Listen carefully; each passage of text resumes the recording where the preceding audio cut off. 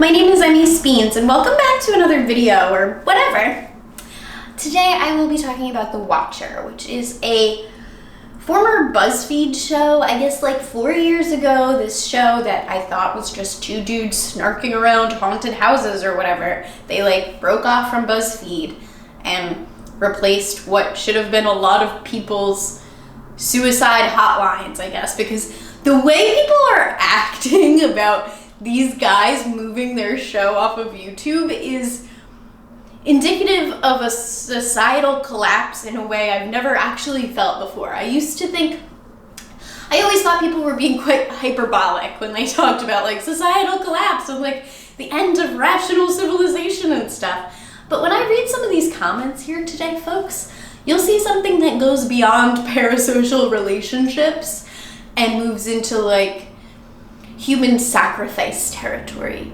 Like, I think we're back in the era of like tabloids sacrificing, you know, like the way they used to like lift up the likes of like Miley Cyrus and all those starlets and Britney and stuff and then like tear them down or whatever. I think we've trained ourselves as a society to just do that on our own.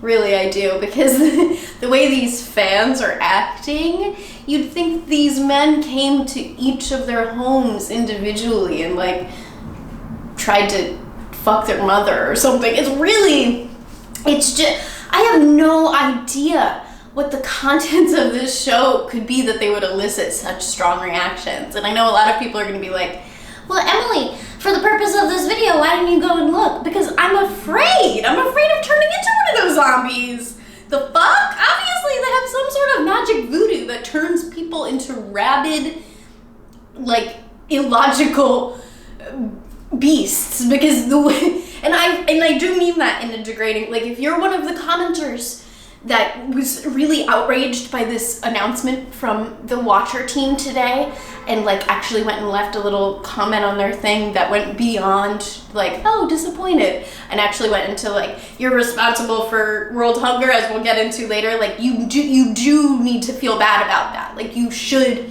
there's a lot of people that need to be more inconvenienced and feel bad in their lives, and 99% of the commenters on today's Watcher announcement video fall into that camp for me. Okay, anyway, let's get into it. That was just like a lot of bitching with not a ton of context. So anyway, the Watcher team, which I thought was just two guys, but is really three guys, and then like a whole bunch of other people behind the scenes. I thought they just like went into haunted houses and did stuff, and I know that was like a show on BuzzFeed, and they were like parts of other shows on BuzzFeed, and those all didn't transfer over. This was just, this one particular show moved on to their channel, The Watcher, right? And I really don't know what that, like, that's kind of a creepy name. They announced today, what is today? April 22nd? Yeah, April 22nd, that they are, yeah, bitch. It is April 22nd, bitch. So they announced that they are, starting May 31st, that they're going to be moving fully onto an off YouTube platform of their own design called WatcherTV. Going forward, all seasons of their shows or whatever they're doing are going to be on that exclusive, the WatcherTV platform exclusively. They're going to premiere, going forward, they're going to premiere the first episodes of those seasons of those shows on YouTube, and those will be available for free. There was some confusion in their wording, which I think was kind of deliberate, about whether or not the content that's currently up on YouTube will stay there, but it looks like, because of a little edit they've made, clarifying that the content available on YouTube right now will stay as is. They're not going to be removing seasons and just leaving the first episodes like it seemed like their announcement implied and how people took it, and that's how I took it when I was watching the video before I read their comments, so it's good that they clarified that. Anyway, I think they were ambiguous enough with like a lot of their wording where it could have gone either way in regards to their intent, but they did clarify that, so whether it's backtracking or anything, I do think at the very least this was a good move to leave what's on YouTube, you know? They're nearly 3 million subscribers deep on YouTube, so I think this is kind of a curious move. I really do wonder how big their team is, how big their operation is, and how big it's getting, that they really feel like they need to do this. This is a big gamble because the Watcher already has a Patreon, right? And it's only been, I guess I say only, like, things don't move fast. Things do really move fast in the digital space, so I guess like 4 years isn't that long. Or maybe it is a long time. It is a long time. That's what I mean to say. It feels like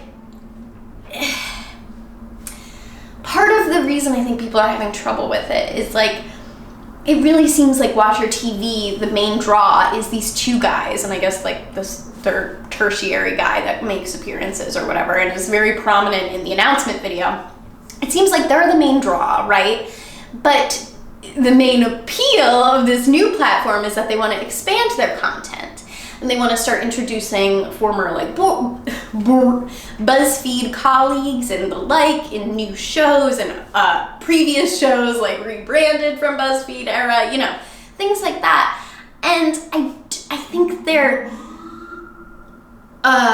underestimating how strong of a drive their individual like personalities are in terms of like attracting and keeping their audience. Like I think they're banking on people moving and gambling on personalities that they don't know. Like, these people don't know the personalities as well as they know these guys that are currently on WatcherTV, right? Even the people that we might recognize from like BuzzFeed or whatever, I mean, not me, because like I can't get into that, but okay, so just to go off on a little tangent, I said that I don't like watch BuzzFeed TV, which is like true, and I never have habitually, but people in my comment section of my Fallout video really tried to take me to task for saying I'd only ever played Fallout 76, but what I meant when I said that was that like that's the only game I played at length. Like, I've of course like touched other Fallout games, and people acted like,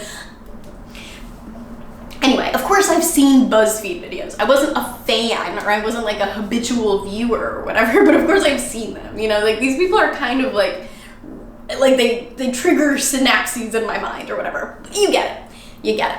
So I think $6 for a subscription platform isn't unreasonable, but I think for the type of content that they're creating already for free and the type of content that they want to now charge for, there isn't enough differentiation in like an expected value, you know what I mean? Like, I had already covered the fact that people are more drawn to their personalities and aren't going to be drawn to new personalities and pay for them because they don't know those people, right?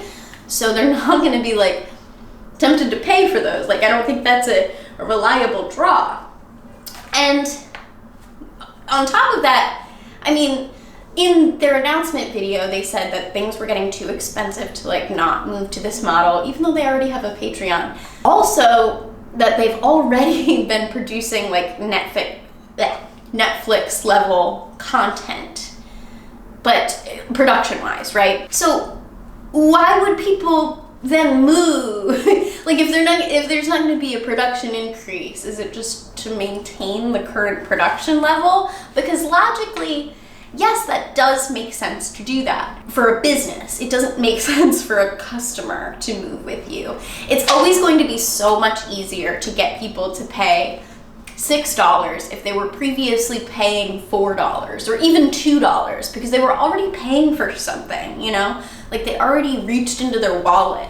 It's the act of actually getting people to like breach that first barrier of reaching for their wallet that is the hardest, and it's a tough sell to get people to go from 0 to 6, like free to anything, whether it's free to $1, free to $2, that's going to be a much harder jump. I think going from $6 to $12 is an easier jump than 0 to any amount. So some of the commenters, oh my God, crimes against Funko Pops? You would not believe they didn't thank this girl for sending Funko Pops, you guys? And they have the nerve to want to make a a sustainable living and expand their business, because that's really what it's about, right? The microanalysis of their finances, of like, I guess Shane is one of the main guys, and his wife had the gall to want to have a nice wedding that I guess she spoke about it costing $55,000 or something, and people are acting like she's the reason that this happened. It always leads back to the woman, right? Like it's always gonna lead back to sexism somehow. And I'm sure people are gonna be like, oh, no, this isn't sexist. That's just, you know, pointing out her spending habits isn't sexist. She puts them online. And then you see people that are like, right under those comments that are like, I never liked her. And it's like, yeah, say the quiet part out loud, please. Just get it over with, you know? Somebody said that they could live 3 years on $50,000. No, you couldn't. Absolutely could not. You cannot live on $50,000. Like, this is not, you know, people acting like being asked to pay anything is what is causing the cost of living crisis are delusional. You are not like a socialist, you're not a communist. This is not indicative of some progressive, liberated mindset. Whining about wanting things for free is not progressivism. I'm very sorry. It's just a way of making capitalism palatable to you, because you can get the dopamine rush from bitching at creators that have nothing to do with the cost of living and fucking government policy, instead of the people that actually affect the, okay. Anyway, I think there's a lot of irony in calling them entitled for asking for money to be paid to make content, when the basis for being mad about this can only be feeling entitled to that content. Like that, like, really think about that for a second. That is crazy. If you don't want to pay the $6, why would you go and write a tirade on their page? Like, that's any of their business. Oh, they post online, they want, no, this is about your soul, my guy.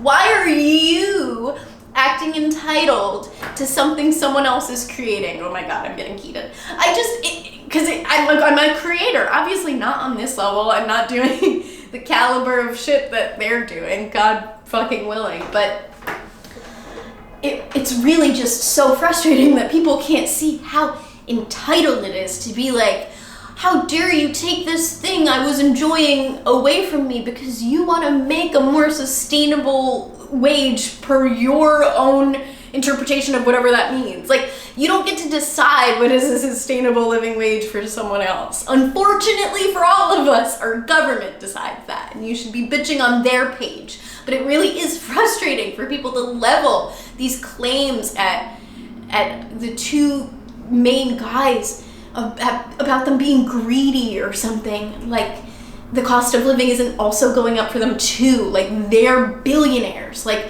again, like they have any say in what's happening to all of us. In the grand scheme of things, these guys' quality of life more closely resembles yours than Jeff Bezos. Like, get that through your fucking head. They're really not that far ahead of you. You're just angry at your own situation and taking it out on them. Yeah, do I think it's a stupid move?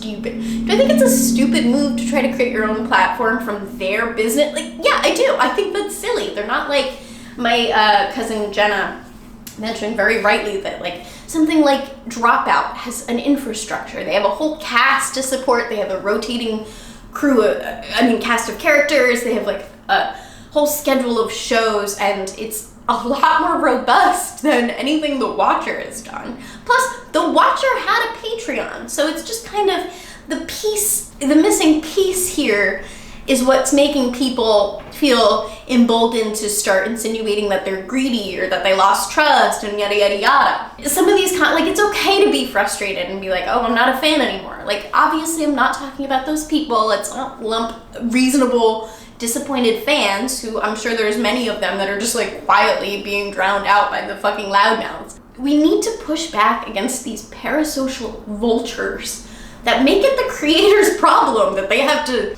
live on a sandwich a day. I just don't believe that happened. I'm sorry, I just fucking don't. And like this oppression Olympics thing that we have going on to rationalize our own entitlement over free content, because that's really the basis of everyone being mad, is like, really, and I'm talking about the people that are like, you can tell they're mad and they're using language like disappointed, blah, blah, blah. we need to be pushing back against them, this culture of entitlement. Like, let's not associate ourselves with those people, right? Like, people are using this language as though they're calling out like they're waving their millions around. Where was anyone waving millions in your face?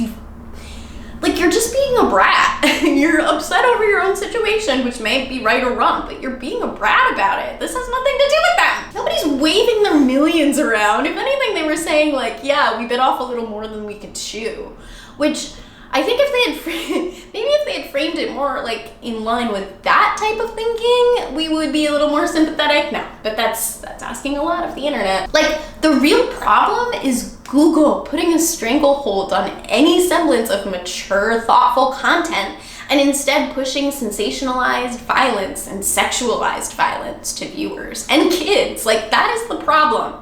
Not being able to make a sustainable living off of like meaningful, thoughtful content for adults.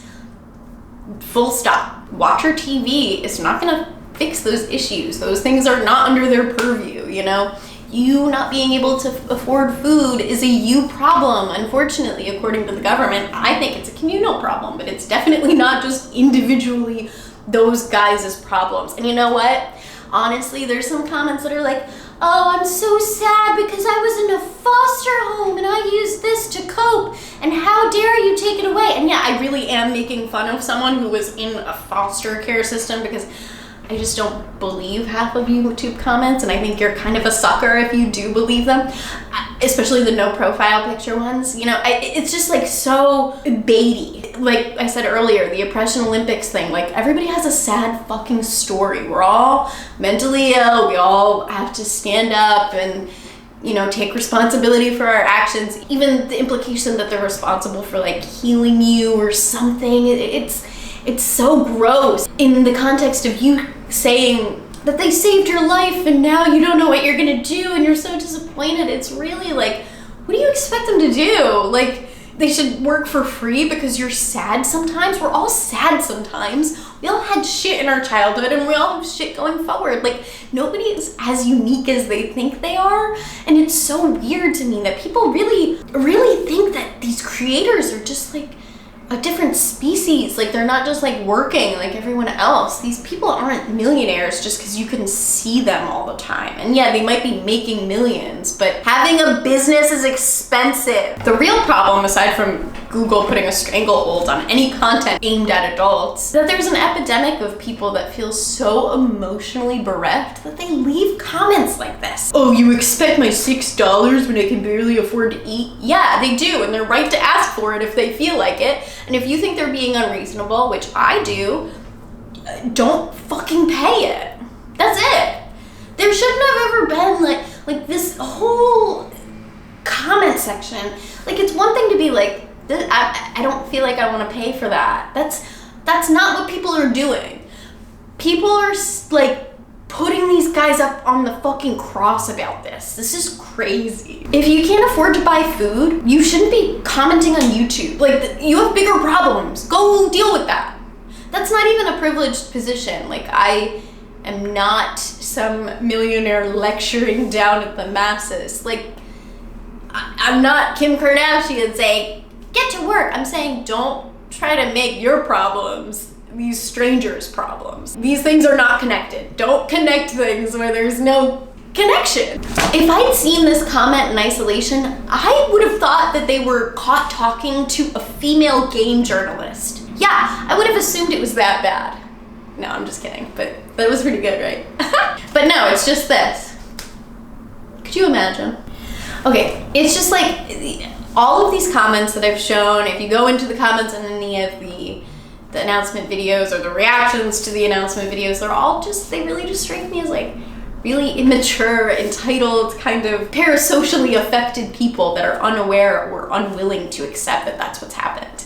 Because this goes beyond like basic disappointment that you don't want to pay for another streaming service and are no longer going to be able to see your boys. Like, this is not a normal, mature, healthy reaction to this. This is just, we should not accept this. We shouldn't say like, oh, well, you know, they made a big oopsie. Like, no, we need to be pushing back against this collective hive mind that's happening where people can equate their personal grievances and desires with some sort of greater progressive cause. These things are not related. Victimizing yourself is selfish and not productive in this context, and it's not like you're some freedom fighter helping the cause by pointing out capitalist excess. Like, no, you're mad that you can't consume as mindlessly and as freely as you once were able, because let's keep in mind, this content was never truly free to you.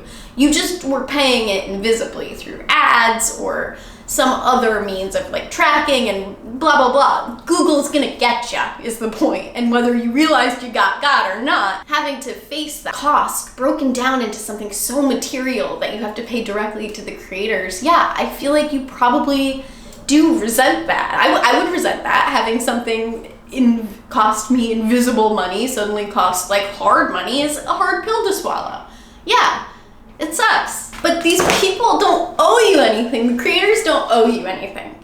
Your government does. All right, and that's all I got to say. I just thought it was I just needed to highlight some of these comments because some of them are so off the wall crazy.